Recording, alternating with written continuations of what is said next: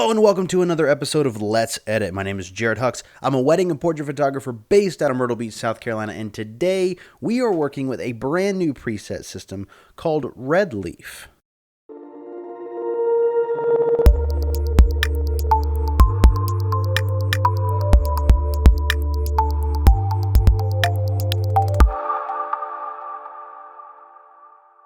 Redleaf is a brand new, to me at least, Lightroom preset system. They have a lot of really awesome film looks with all different types of workflows that we're going to be going through, and we're going to just be going through a couple of things today. I found out about them through Lookslikefilm.com, who I'm affiliated with. Awesome place right here. You can find all types of inspiration using the Visco system as well as Redleaf and all different types of things, as long as it has that film cinematic look. That's what Lookslikefilm is about, and they have all kinds of really cool stuff you can find out. A lot of really cool coupon codes through albums and Redleaf preset system. So check it out. You'll make a lot of really cool inspirations and connections through this website. Onto the photo. Okay, so bringing it into Lightroom CC here, we're going to be talking about Redleaf Fernweh. I think I'm saying that correctly. I'm not 100% sure on that, but awesome preset system. We're going to be going through a couple of things and then talking about how we can bring things in and out using this workflow system here. Opening it up here, we have just a number system between C, which is color, okay, and then we have the expired films across the bottom. It doesn't have any affiliation with certain films. It just gives you a lot of different looks that we're going to be going through. First off, we're going to go to C1. Awesome. Honestly, it feels like portrait to me. It feels like that bright, airy, a little on the overexposed side, but still a lot of detail. It's just crisp, clean, classic. I like it a lot. And we're just going to play around with it here just a little bit.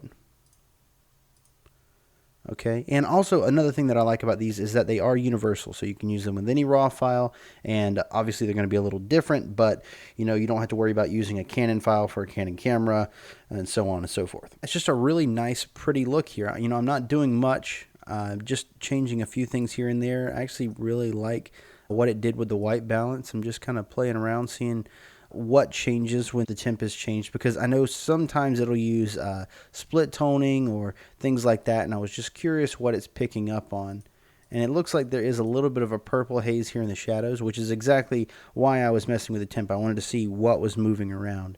And split toning, it looks like there's just a tad bit of purple in the background. You can see it if I bring the saturation up. All right, just really sweet. I like it a lot. So we're going to reset. We're going to go through a couple of them, see what we got here. All right, that's C1. C2 looks a little bit more on the green side. Not really my cup of tea, but it's definitely a great starting point. These are awesome base edit presets. You have a lot of places you can go with these presets and have a lot of really nice looks. Really crisp, clean, filmic looks. All right, so this is more like a pushed film. It feels like maybe this is Portrait 400 pushed. You have the green in the background, but now we're starting to get that fadey, muddy black feeling, which is pretty nice. You can see it right here on the tone curve. When you bring your blacks up, instead of crushing them like that, where you have the contrast, you're bringing it up. So you're getting more of a gray in your black areas instead of having a true crushed black there. All right, now just resetting. We're going to go to C4. All right, this is more on the blue side, but still great look. I really do like this look a lot. Okay, so now we're warming it up a little bit. All right, we've got more of a green tone here.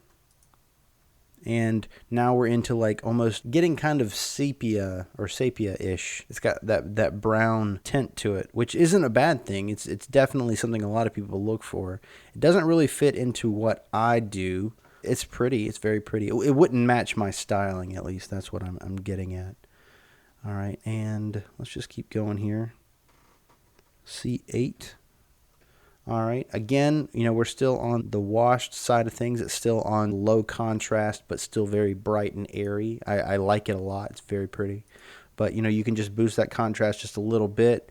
Let's bring the vibrance down a touch. It's neat. There's a lot of ways you can go with this preset system. And let's just look at a couple of expired films to see what we got here. Okay, that's neat. I've seen a lot of these things used for like greeting cards or whatever else. I don't think I'd hang up one of these vintage wash or something like that, but like a a greeting card or something you're handing out to people. I think these are really, really neat. Okay, you got a little bit more of a punchy contrast here, which I like a lot. Yeah, it's a lot of different color tonal ranges in the same preset, which is what this feels like. And I think that's great. I mean, it gives you the opportunity to use a lot of different things within the same preset system and having that uniform feeling. It even has a black and white in here. We're going to look at that really quick. So nice, clean black and whites. Nothing really popping out that feels special to me or anything like that, but it's a clean black and white. You can go into your color mix here and change around some stuff and see what's going to make this pop for you. So yeah, I mean, I think it's a great system. Now, down here in the workflow section of things, you've got a few things that I think are extremely helpful, like grain off. You can just click it and bam, it's gone. If you don't like the grain, or if you're already dealing with a high ISO image, you don't want to have to deal with more grain being put into it. This is very, very helpful. Now, if you're dealing with an image that has a little bit more contrast or something like that, you have these open shadows. It just kind of gives you the opportunity to just click a button and you're starting to work in what I think would be a really good workflow for certain people. If you're not really comfortable moving around dials or playing with the tone curve, this is a great place to start. Recovering highlights, this is, again, something extremely helpful. Okay, so remix black and white. So I've already run the black and white. Actually, let's just go ahead and do it fresh. So run black and white. All right, this is the way it came out. We're going to go right here to remix black and white. All right, it's changing a few colors. You can see the tone curve change, and we've definitely got a lot of colors changing here on the black and white mix, which is neat. That's really nice. All right, you can change shadow tints. Let's go ahead and get into one of the colors to see what that's going to be like.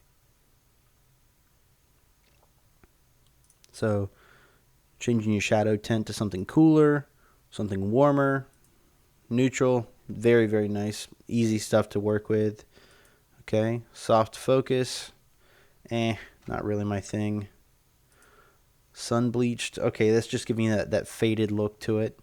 Let's see what this is like. I don't even know what that stands for. Vibrance, clarity, and saturation. Okay, that makes more sense now. But it doesn't really seem to be doing much. All right, and this is just white balance changes. So just something to do in the background. But I mean, if you understand your white balance, this is stuff that you can do on your own. But it's definitely nice to be there if you're kind of starting out. This would be a great first preset system, I believe, for a lot of people. If you're new to the photography game, if you're new to Lightroom and you want something that's going to kind of give you a uniform workflow, something you can work in and find exactly what it is that you want to do in your photos, this may be for you. If you like the way it looks, I would definitely suggest checking it out. That's Fernweh. I'm not 100% sure, but I think that's how it's said. And Redleaf, again, we're just going to pop over to their website really quick, just show you this one more time. You can see all their stuff right here, find all their preset systems. Really easy to find, really extremely easy to find. $98 Canadian, this is what you can find this for.